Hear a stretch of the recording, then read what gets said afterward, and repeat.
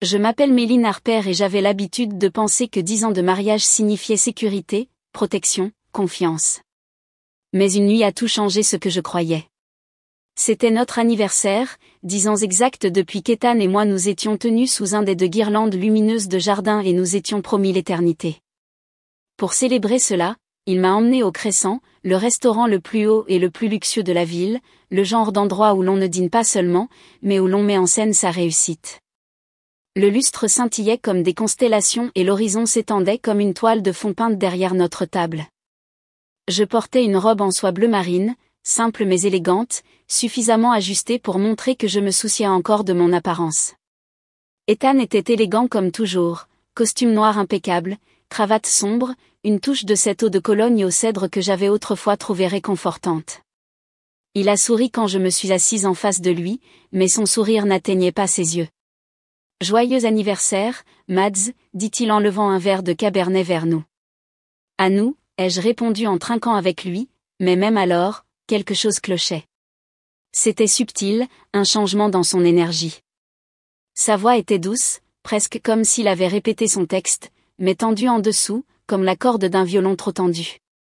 Il regardait son téléphone plus que moi, ses doigts tambourinant sur la table pendant que j'essayais de lui poser des questions sur sa journée.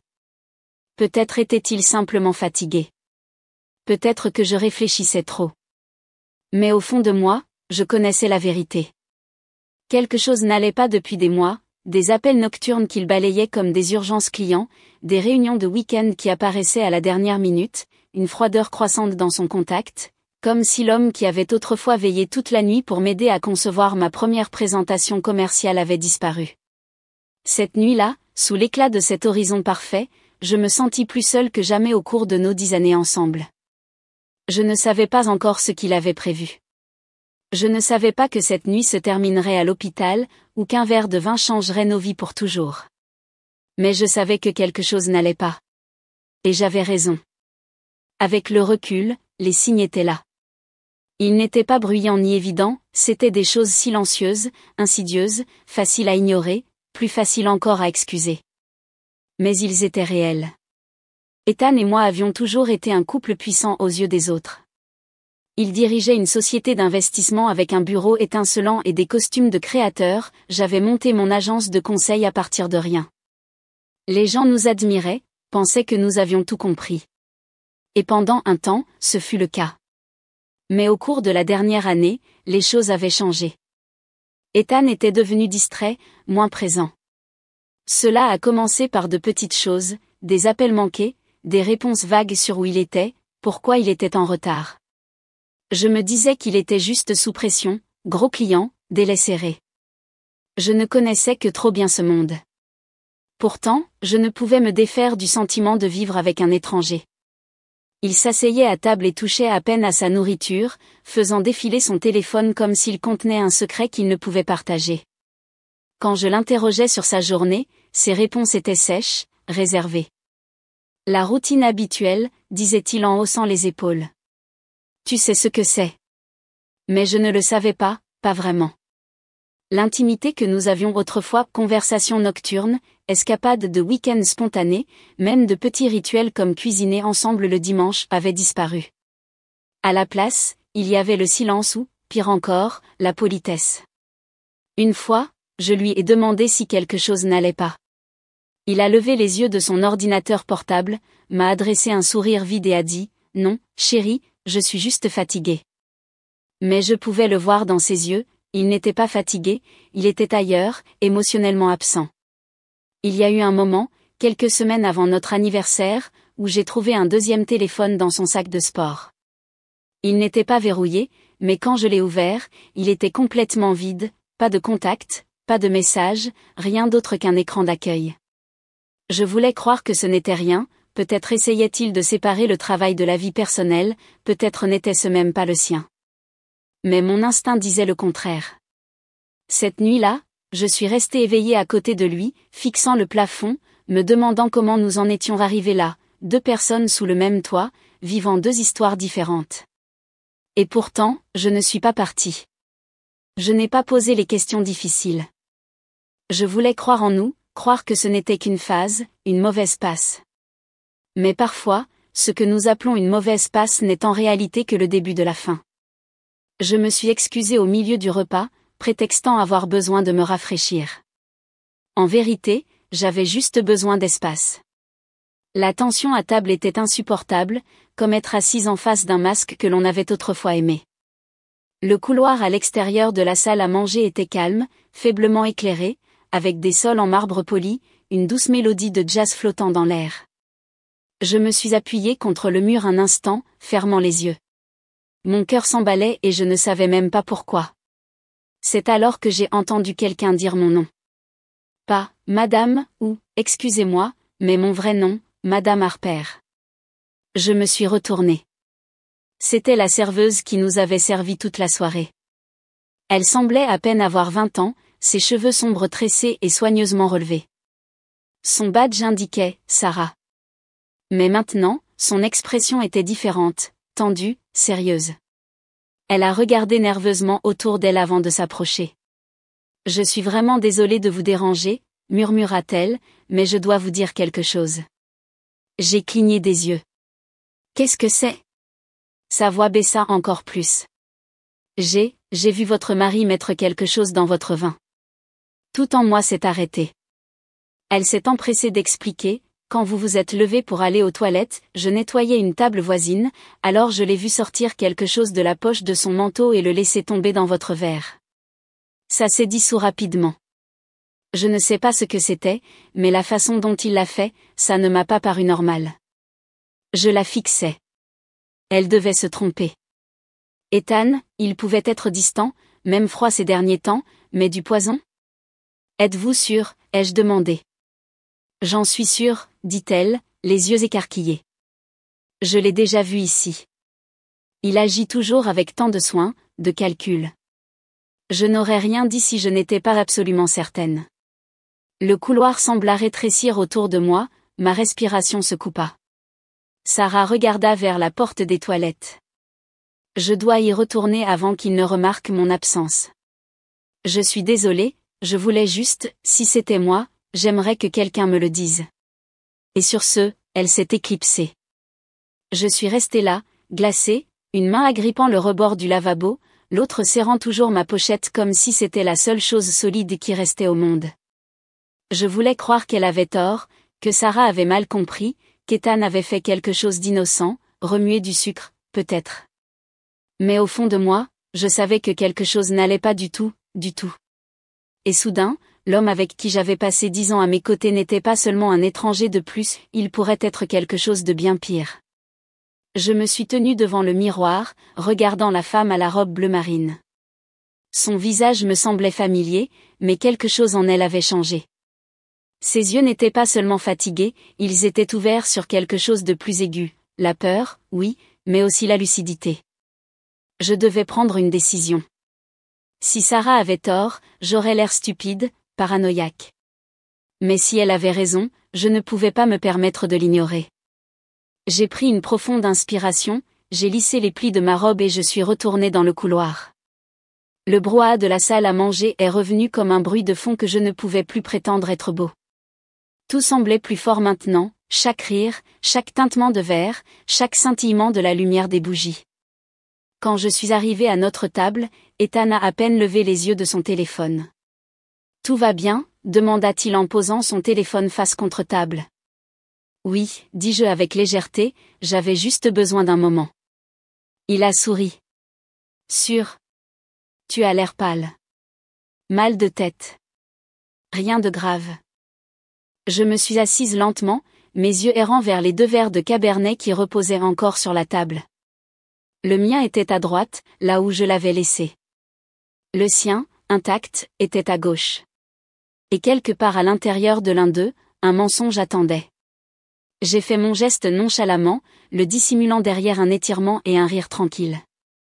J'ai tendu la main vers mon verre, puis j'ai marqué une pause. Ce vin est trop bon pour être gaspillé, ai-je plaisanté. Et d'un seul mouvement fluide, j'ai fait glisser son verre vers moi et j'ai poussé le mien de son côté. Il n'a rien remarqué. Ses yeux étaient de nouveau rivés sur son téléphone, ses doigts tapant un message urgent. J'ai pris une petite gorgée. Il avait bon goût, légèrement sec, comme toujours. Mais le vin pesait lourd sur ma langue, l'amertume se mêlant à la crainte. Pour 10 années de plus, dis-je en levant mon verre, mes yeux fixés sur les siens. Il a levé les yeux, surpris une demi-seconde, puis a souri légèrement et a levé son propre verre. Pour 10 de plus, répéta-t-il, et il but une longue gorgée. J'ai observé sa gorge bouger, j'ai observé le vin disparaître. Mon propre verre le sien, en réalité encore à moitié plein. Un étrange silence s'installa entre nous. J'ai continué à sourire, même si chaque partie de moi hurlait. Venais-je de commettre une énorme erreur? Avais-je testé quelque chose qui n'existait pas? Ou venais-je de mettre Ethan sur une trajectoire de collision avec sa propre intention? Je ne le savais pas encore. Mais ce que je savais, assise là, tenant le mauvais verre dans la bonne main, c'est que j'avais cessé d'être passive. Je n'étais plus la femme qui attendait qu'on agisse sur elle. C'était moi, maintenant, qui observait, qui écoutait. Et s'il avait essayé de me faire du mal, alors il venait de voir son plan se retourner contre lui. Au début, rien ne s'est passé. Ethan s'est adossé à sa chaise, s'essuyant nonchalamment la bouche avec une serviette en lin. Il semblait détendu, trop détendu, le genre de tranquillité qui ne venait pas du confort, mais de la conviction qu'il avait le contrôle, que tout se déroulait comme prévu. J'ai joué avec ma fourchette, me forçant à paraître calme, mais mes doigts tremblaient suffisamment pour que je doive les garder cachés sous la table. Je l'observais attentivement, chaque clignement d'yeux, chaque respiration, chaque regard nerveux à sa montre. Alors, dis-je, la voix légère, comment se passe cette grosse affaire? Celle qui t'a tenu éveillée toutes les nuits? Ses yeux se plissèrent légèrement. C'est compliqué, dit-il, le ton sec. Gros enjeu, au risque. Tu sais ce que c'est. J'ai hoché lentement la tête. Bien sûr. Mais tu as toujours aimé les jeux à haut risque, n'est-ce pas? Il n'a pas répondu, a juste attrapé son verre d'eau et a bu une petite gorgée. Puis il a regardé mon verre de vin, son verre de vin et a marqué une pause. Tu ne bois pas beaucoup, dit-il, d'un ton désinvolte. Je le garde pour plus tard, ai-je répondu en souriant doucement. Celui-ci mérite d'être savouré. Ses doigts tambourinèrent à nouveau contre la table, plus vite cette fois, puis plus lentement, puis s'arrêtèrent complètement. Quelques secondes passèrent, puis il toussa, une seule fois, sèche, rapide. Puis encore, et encore. Mon cœur battait la chamade dans ma poitrine tandis qu'il portait la main à son front. Tu vas bien, demandai-je, la voix ferme malgré la tempête en moi. Oui, murmura-t-il, juste fatigué. Mais il n'avait pas l'air fatigué. Son visage avait perdu sa couleur, une fine pellicule de sueur perlant à la naissance de ses cheveux. Ses yeux clignaient rapidement, son regard devenait flou. Sa main tremblait en cherchant mon vin, mais il le manqua. Le verre se renversa, se répandant sur la table comme du sang sombre sur du lin blanc. Ethan. Je me suis levé rapidement, les pieds de la chaise crissant contre le sol. Il gémit, s'affaissant vers l'avant, son corps s'effondrant comme si on lui avait coupé les ficelles. Quelqu'un haleta derrière moi, un serveur laissa tomber un plateau. La salle à manger se tut, soudain, tous les yeux étaient rivés sur nous. Appelez le 911, ai-je crié. Sarah apparut de nulle part, le visage pâle comme un linge. Elle regarda Ethan, puis moi. L'homme affalé sur la table, mon mari depuis 10 ans, n'allait pas seulement mal, il se désintégrait. Et je sus, sans l'ombre d'un doute, que le verre qu'il m'avait destiné l'avait trahi, lui. Son plan venait d'échouer, et je venais d'y survivre. La salle des urgences était froide, non pas en température, mais en esprit, une sorte de quiétude qui donnait l'impression que le temps était suspendu. J'étais assise seule sur une chaise en plastique, ma robe en soie bleu marine froissée et tachée de cabernet, le même vin qui avait failli mettre fin à ma vie. Tout semblait distant, le bourdonnement des néons, le murmure d'un distributeur automatique, un présentateur de nouvelles locales marmonnant depuis un téléviseur mural que personne ne regardait. Je n'avais appelé personne. Qui appellerais-je? Mes parents étaient retraités en Floride, mes collègues pensaient que je vivais une vie parfaite. Je n'étais pas prête à expliquer que mon mari avait peut-être tenté de m'empoisonner. Mes mains étaient serrées sur mes genoux, tremblant encore. Je revoyais sans cesse la scène, La façon dont il avait regardé mon verre, la façon dont son corps avait commencé à se plier sur lui-même, la façon dont j'étais restée là à regarder. Une porte s'ouvrit, une femme médecin en blouse blanche entra dans la salle d'attente, balayant la pièce du regard. « Madame Harper ?» demanda-t-elle. Je me suis levée, les genoux légèrement tremblants. « Je suis le docteur Patel », dit-elle en me guidant vers un coin plus calme. « Votre mari est stable, mais il est sous sédatif. Il a ingéré une forte dose d'un sédatif contrôlé, du diazépam. Pas le genre en vente libre, celui-ci était très concentré. Potentiellement mortel s'il n'est pas traité. » Ma bouche devint sèche, j'ai dégluti avec difficulté. Je crois que c'était pour moi, dis-je à voix basse. Ses sourcils se haussèrent légèrement, mais elle n'interrompit pas, une serveuse m'a prévenue. Elle a vu qu'il mettait quelque chose dans mon verre. Alors, j'ai échangé nos verres. Le docteur Patel hocha lentement la tête, la voix calme. Cela expliquerait. La dose dans son système était bien au-delà de ce qui est sûr. Vous avez de la chance d'avoir agi quand vous l'avez fait. J'ai détourné le regard, une boule dans la gorge. Je ne le savais même pas avec certitude. Je ne voulais pas y croire. Elle posa son presse-papier contre sa poitrine. Nous devrons impliquer la police. Ce n'est pas seulement une urgence médicale, c'est maintenant une affaire judiciaire. Vous avez fait ce qu'il fallait. Ce qu'il fallait ? Était-ce cela ?